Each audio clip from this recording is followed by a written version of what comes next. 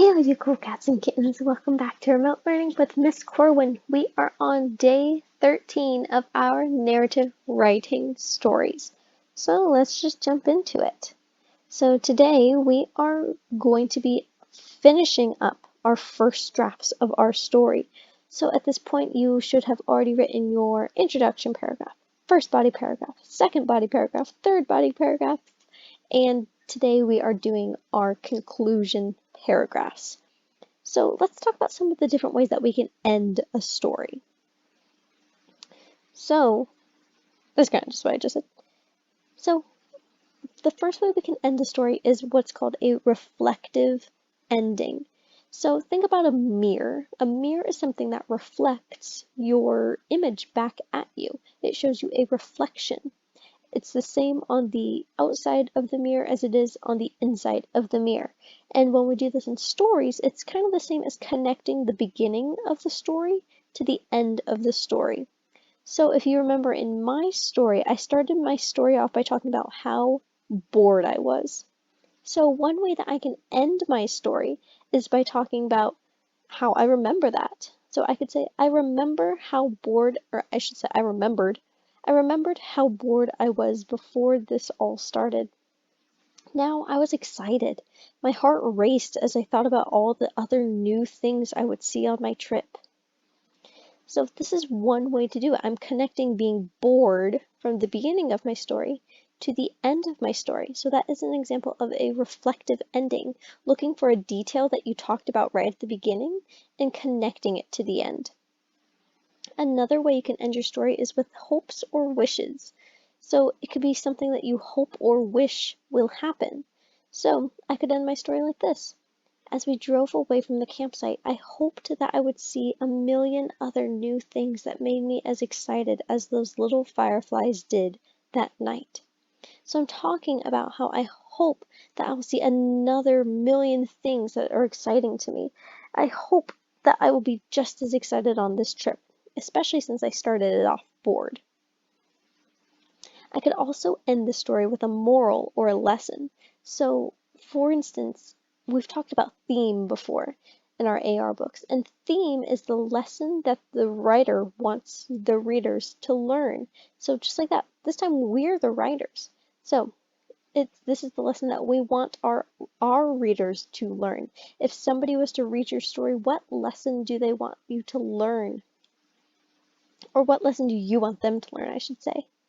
So, for instance, I could write for my story, on that day, I learned that every road, no matter how long and boring it might be, can lead to something amazing. I'm talking about what I am learning. What did I learn in this story, in this situation?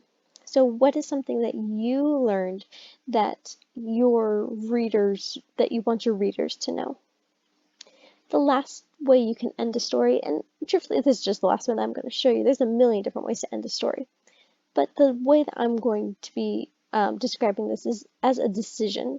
So remember when we read Midnight Without a Moon and Rose decides that she's not going to move up north. She makes a decision to stay in the south. Well, like that, you can end your story with a choice, with a decision. So I could end mine like this.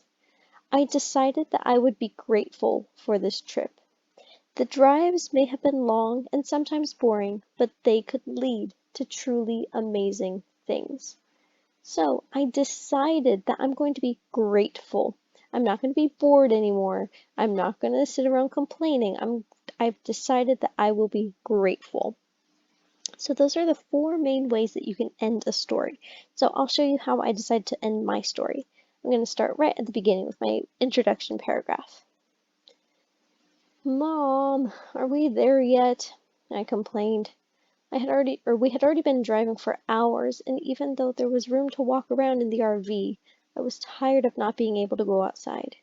I was having a lot of fun on this trip across the country, but being stuck in an RV for hours made my brain feel like it was melting. Remember, this is a case of show, not tell. Instead of just saying I was bored, I said my brain felt like it was melting.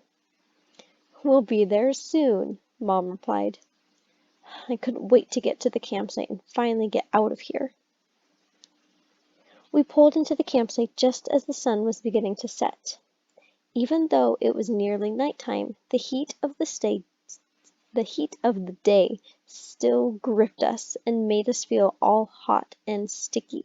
So here, I'm again kind of like, I'm just giving you like an interesting sentence here. And then I'll start here again. Mom dragged her feet as she made her way from the driver's seat to the bed in the back of the RV. So again, show, not tell. I could just tell you that she was tired, but I'm showing you with my words that she's tired. I didn't say she was tired, but you can guess that she's tired because she's dragging her feet. She's going to the bed. And in this next sentence, I'm including my senses. As the sun set and darkness took hold of the campsite, I could hear a symphony of a million crickets just outside. Then something in the darkness caught my eye. It was something I had never seen before.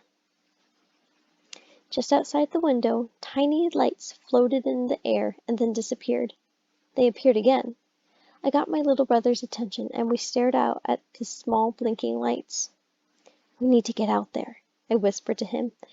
We looked to our mom, lightly snoring on her bed. So again, I didn't tell you she's sleeping, but I said that she was snoring. We crept lightly to the door and began to open the hatch. A squeak. My brother and I looked to our mom, nervous of what she would think if she saw us leaving the RV without supervision. Her body shifted, but she stayed asleep.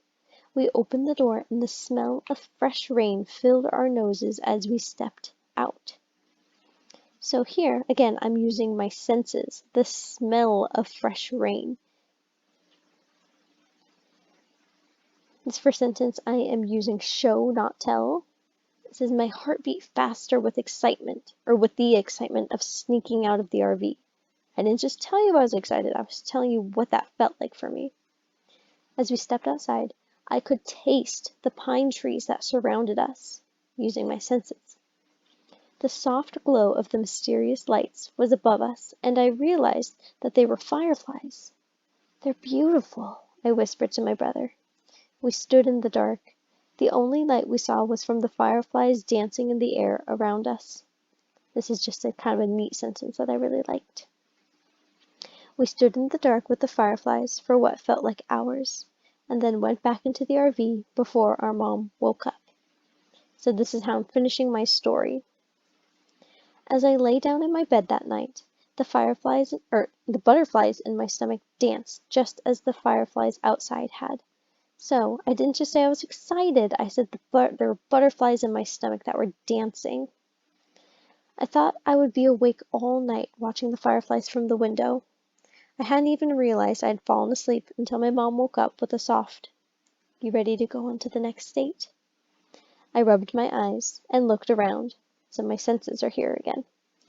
The fireflies were gone, and the sun was shining in through the glass window. The RV pulled out of the campsite, and we were off. As we drove away from the campsite, I hoped that I would see a million other new things that made me as excited as those little fireflies did that night. So I chose the hopes and wishes way to end my story. I hoped that I would see a million other things that made me feel just as excited as those little fireflies. So this is your job today. You will need to write your conclusion paragraph.